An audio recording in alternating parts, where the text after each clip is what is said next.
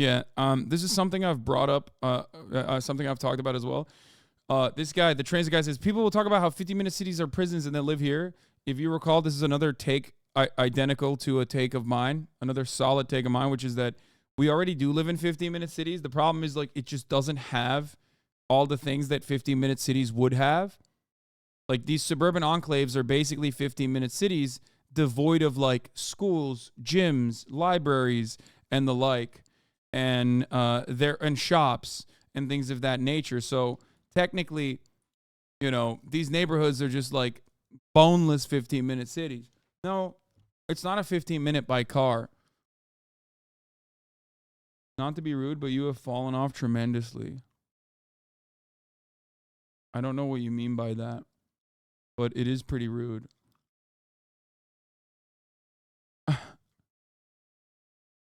So,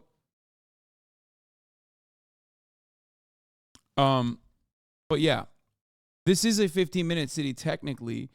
The problem is that it doesn't have any of the actual workings of a 15-minute city, right? 15-minute city means like everything is in walking distance. There's shops, schools, a lot of social amenities. Within walking distance, there's usually like some level of public transit as well, right?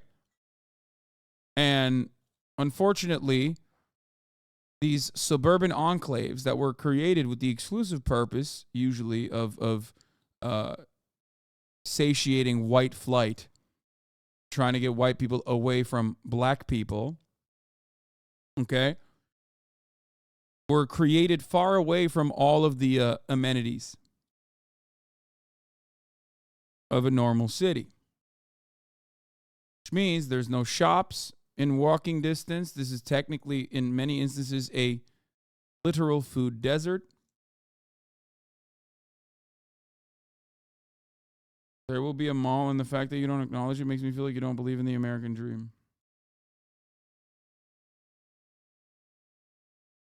Makes them car dependent? Yeah. These kinds of suburbs are basically, as the chatter correctly pointed out, a Stanley Cup city.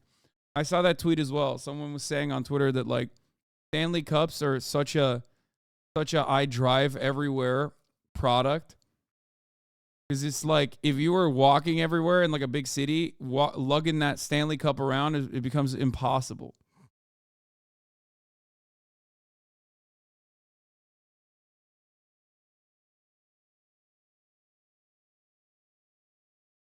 Only one point of entry, probably gated too. Sure.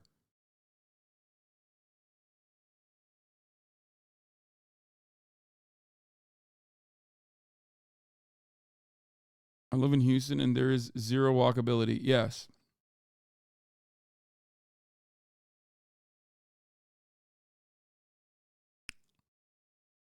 This is awful. This is absolutely awful. And it usually comes with at least, at a minimum, 25 to 30-minute car ride into an area where people gather, like a public space where people gather. It's awful. Truly awful. And obviously that car dependency causes traffic because there's only a finite amount of entry points into a city, which creates bottlenecks. So no matter how many lanes you put on a highway, the obvious bottleneck is not the lane on the highway, but more so the entry point into the city, which backs up traffic in general. Because of this, though, you also need to take beautiful parts of a city like, I don't know, parks and whatnot, public parks, and turn them into disgusting concrete parking lots. It creates a lot of issues with zoning where it dictates that every building needs to have a parking lot, for example. And you can't get away with like building buildings with more, residential space in mind. This is this is a development that auto manufacturers absolutely love because it creates car dependency. And that is the reason why these awful 15-minute towns, suburbs, lead to awful cities in general. Cities that are not real cities. That's why many Americans, when they go to Europe for the first time in their lives, are like, what is going on here? This is crazy. Would you be okay with separation of class/race as long as it has better public transport infrastructure a la France? No. Very silly way to describe a thing. The entire purpose of living in a city is because the best part about living in a city is diverse income, mixed income housing, mixed income populations, mixed backgrounds in general.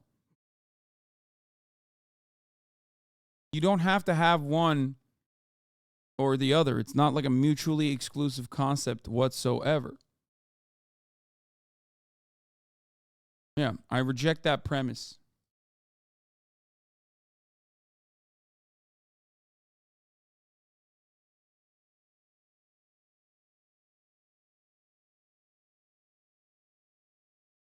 Anyway, but yeah, this is how, if you're wondering why when you go to Dallas or Houston and you're like, why are there basically no sidewalks or sidewalks just end? Okay? In certain places. Why is there not good enough public transit? This is part of the reason. That's it. Sucks. All right, we're moving on from the Iowa shooter story to Little Rhonda. DeSantis and Nikki Haley have addressed the Iowa shooting and have taken shots against Donald Trump. The shooting put guns on the agenda for Republican candidates in Iowa just 10 days before the Iowa caucuses. Former President Trump's rivals, Nikki Haley and Ron DeSantis, are looking for any way to cut his lead. Hasan, we are in LA. It takes us 30 minutes to go get something at CVS 200 feet away from our house. Wait, what do you mean? Yeah, LA is a great example of an awful city designed around cars. If you look at the history of Los Angeles, car manufacturers directly came in and gutted the public transit structure that existed prior so that it could become a car-reliant city. Yes, LA is a perfect example of a car-dependent infrastructure that is genuinely awful. That is precisely the reason why there's so much traffic. One of the funnier parts about how awful LA is with respect to its car dependency is that even our roads aren't good. Like, we are dependent on vehicles to get from place to place where we have a car-reliant infrastructure, and our roads are also awful. Our roads are awful in a city where it's usually 60 degrees to 65 all year round and barely rains even. So there's no excuse.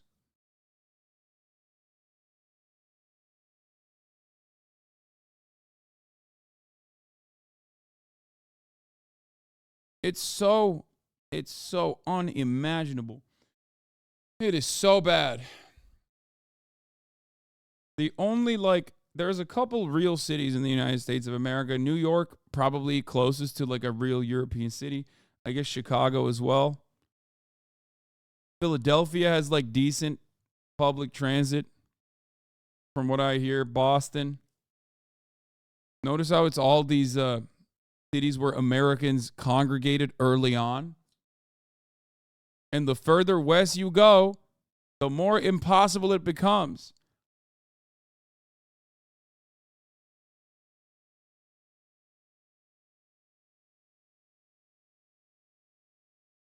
Very, very few examples, and none of them are real. Like, Los Angeles is not a real city. San Francisco, barely a real city. Portland, Oregon, barely a real city.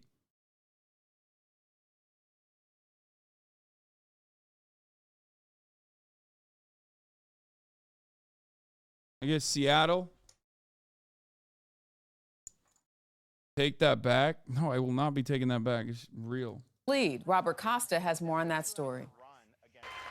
Gun violence is top of mind in Iowa, where there was the latest deadly school shooting just days